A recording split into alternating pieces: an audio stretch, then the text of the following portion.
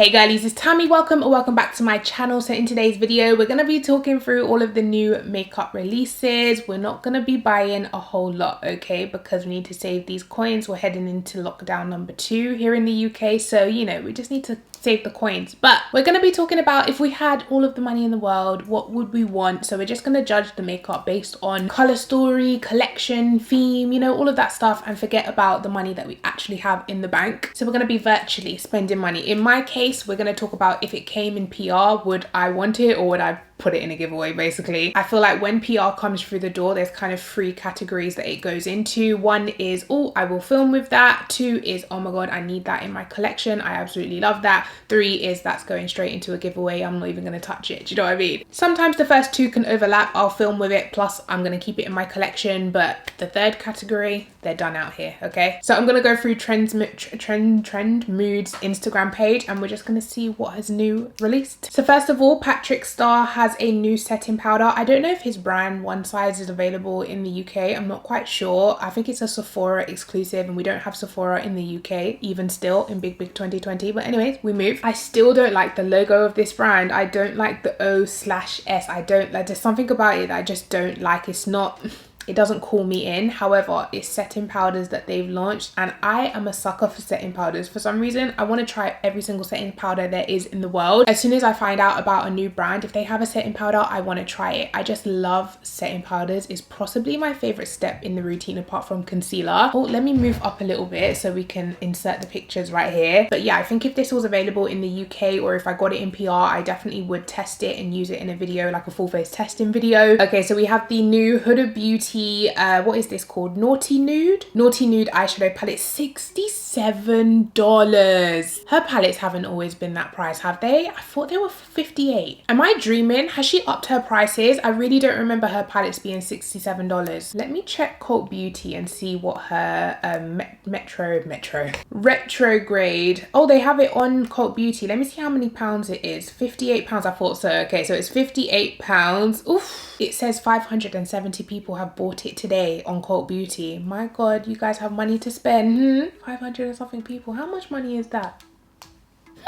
Someone's yearly salary in one day. Okay, Cult Beauty. Anyways, moving on. I like the dark mattes that are in this palette, but the shimmers, I don't really like this swirly type of thing. I will try it if I do get it. I do tend to get Huda Beauty PR, so I believe this will be coming soon. But if it wasn't coming to me in PR, would I purchase it? Probably not, because I have all of the other Huda Beauty palettes, and I feel like this is like a mixture of all. Sorry, my camera just died, so if I've moved position, that is why. I've just had to change the battery. But yeah, what was I saying? So typically how I decide if I want to buy a palette is based on the matte selection that they have in there, and the mattes in here can be found in the other Huda Beauty palettes, in my opinion, especially like the Nude Rich palette, the Nude Medium palette. Like if you have those 2 palettes, you're kind of covered. Apart from that kind of, someone called it the coronavirus shade. I am actually done.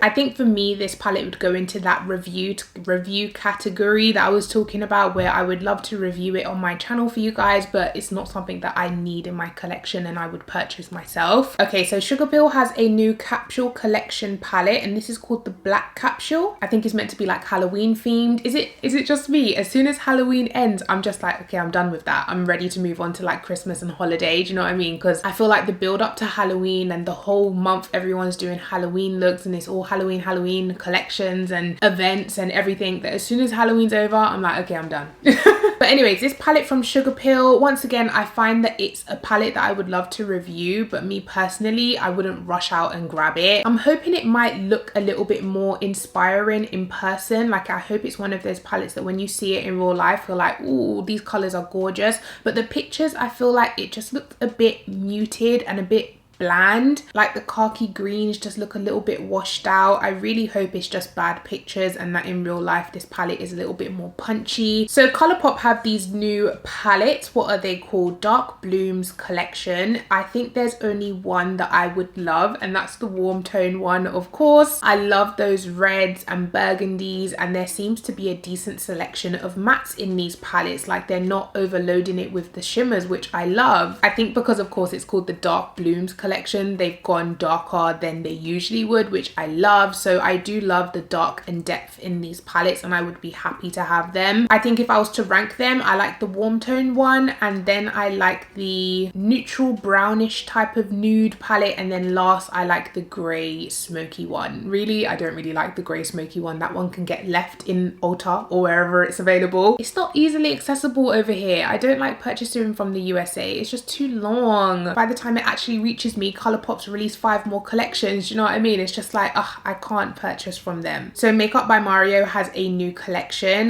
This is the Holiday 2020 Glam Vibes collection, I believe. He's got quads, which is kind of giving me Pat McGrath vibes, but in white packaging. Is it just me with square pans instead of circle? Is it just me? I don't know. Anytime I see a quad with like majority shimmer, I think Pat McGrath. Out of all of them, the one on the left, the kind of dark goldy type of one, I would use that every day. Those are the type of shades that I just reach for. You know, those days where I'm not filming, I'm not doing anything, you know, editorial or like this. I could easily just throw that brown in the crease, blend it out into the outer V, and then put a gold all over the lid. It would be a very easy palette to work with. Everything else I would probably leave. I don't like lip palettes. I don't like mixing and blending and stuff. I just rather find my perfect shade, especially as I'm not a makeup artist anymore. I'm just a normal consumer now, and I just prefer to find a lipstick in the color that I love rather than trying to customize my own type of thing. Let me know, guys, are you into lip palettes, or do you just want to find your one perfect nude shade that you can just keep with you at all times? Like, what if you find your perfect combination of mixing and then you can't mix it exactly the same next time? I don't know, maybe I'm overthinking it, but I'd rather just have the lipstick. But maybe that launch is specifically for makeup artists so they can get the right nudes for different skin tones and stuff like that. Completely understand. It's easier than carrying around a million lipsticks. When I tell you, when I used to do clients' makeup, yeah, that trolley, that makeup trolley was the bane of my life, carrying around 1,000 things. It was annoying. Just be pulling up to venues, sweating, trying to pull this big heavy thing behind you. So yeah, I completely understand that for makeup artists, less is more. So Nabla has a new collection, and it's actually quite nude. They have a glitter palette which looks stunning, but to be honest with you, I still haven't used the last glitter palette that they released, which I believe was like for summer or spring. It was really bright glitter colors. I don't know why I never got around to using it, but I just haven't even till now. But this one is more autumn, winter type of colors with the red and the gold and, you know, festive type of colors. I mean, it looks beautiful and I definitely would love to have it. They also came out with this nude eyeshadow palette, which it's a little bit cool toned for my liking, but I do like the warm chocolatey browns that they have in there. I'm on the fence. I like some of them, but some of them I'm just like that grey and that dark cool tone black grey. I'm just like, ugh.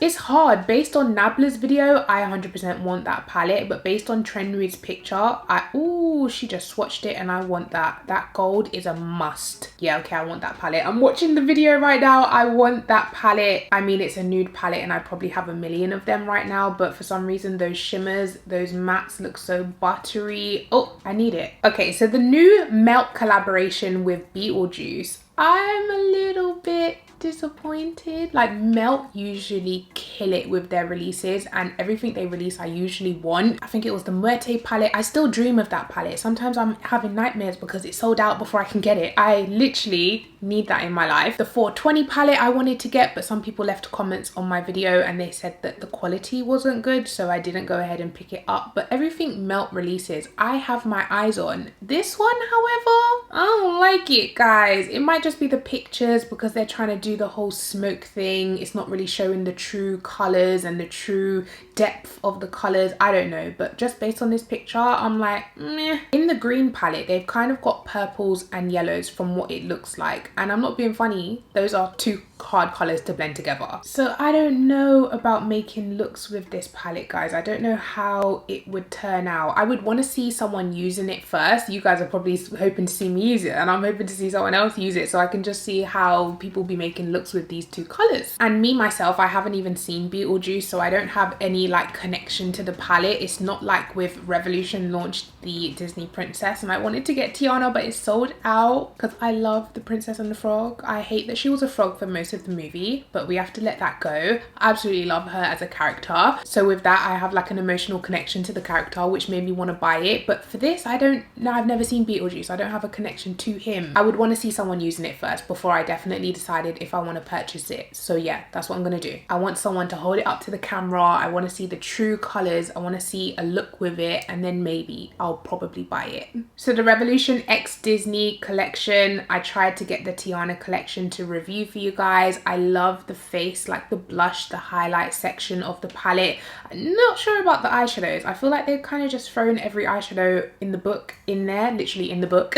It's literally just a mixed bag of every single eyeshadow color you could think. Like, I wasn't really a fan of the, let alone the layout, the eyeshadow selection. I was like, but then the fact that they're all just like everywhere, it's just too much. But I still wanted to get it because it's Tiana and I absolutely love her, but I missed out. And then my other thing about it was, I absolutely love Beauty and the Beast. I love Belle, but if I wanted to buy her palette, like half of the stuff won't work for my skin tone in there, like the blushes and the highlights and stuff like that, because it was made for lighter skin tones. So yeah, that's my thoughts on it. I feel like they could have done better with the shade selection, like made the eyeshadow palettes more like maybe smaller or more created around the theme of the princess. Like they could have done Belle as, you know, browns and golds and yellows and mustards and those type of colors, and then Tiana, of course, greens and golds, and you know, I mean, more curated rather than put in every single color in every single palette. Okay, so the Juvia's Place Wahala 2 palette. You guys were so shocked when I said I didn't want to get the first one, and I still don't. They restocked it and I was like, yeah, I'm not gonna get it. It's just not, I don't know, the background is doing a bit too much. It distracts me from the actual eyeshadows, and when I look at the palette, I can't think of cohesive looks, or I just don't feel inspired to create different looks, so I didn't get it. However, this one I saw, and the first thing I thought was, why is there so many blues, first of all, and why are there so many similar blues? But then I ended up getting it in PR literally the day after I saw it on Trendmood, and guys, it's exactly the same as it looks in the picture. It's so many blues and so many similar blues that you're thinking, what was the point of putting all 4 or 5 of these different blues that are the same? And then the background as well is so distracting from the actual colors in the palette. I don't like insides of palettes having like a pattern behind it. It's so distracting. I was even gonna get the Mitchell palette, the new ones that he launched with his brand Made by Mitchell, I think it's called, but the patterns behind the eyeshadows was just so distracting. I was like, do I like this palette or am I being deceived? I can't really tell. And then they were like £40 and it was just too much money for me to spend on a palette that I'm not even sure if I like. Do you know what I mean? So I'm gonna wait for some reviews of the Mitchell palette to come out before I even decide to buy anything from there. But anyway, I have it. I'm gonna do a video with it just for you guys, but this is another one of those palettes that I would love to review. I'm gonna do a look for you guys, review it, but if I didn't get it in PR, I wouldn't have bought it myself. So yeah, so Revolution is coming out with Friends Part 2. I gave away the whole of Part 1. I did get it in PR, so that was my third category where it doesn't even get reviewed, it just gets given away, because those palettes were just ash. Okay, they were so pale and light and not for deeper skin tones. I was not happy at all with the shade selection, so I just gave it all away. This one, however, I'm looking at that big mug with like the dark chocolatey browns in it, definitely dark skin friendly. So this one seems to me to be a little bit more inclusive than the first one. To me, it looks like they have 2 mug ones, one for lighter skin possibly and one for deeper skin, because one has like really light crease transition everyday colors, and then the other one has dark everyday transition colors, maybe for deeper skin tones. So yeah, I'm gonna leave the rest of that, but the coffee cup I definitely probably will grab. Okay, so I think I'm all talked out, guys. I'm gonna leave it here. Of course, there's a million other things that have launched, but I'm gonna leave it here. Let me know what you want to grab. If you had all the money in the world, what collection or what new release would you buy? But also for fun, if you had all the money in the world, what would you not buy? That's the real question, because then you know that it's not about the money, you just don't like the colors or the selection or the theme or whatever. I think for me personally, it would be the new Morphe X Nikita Dragon collection. Even if I had all the money in the world, I wouldn't buy any of that because it just looks, the palette is just, we're gonna leave it at that. Give this video a thumbs up if you guys enjoyed it. Make sure you're subscribed to my channel, and I'll catch you guys in my next one. Take care. Bye.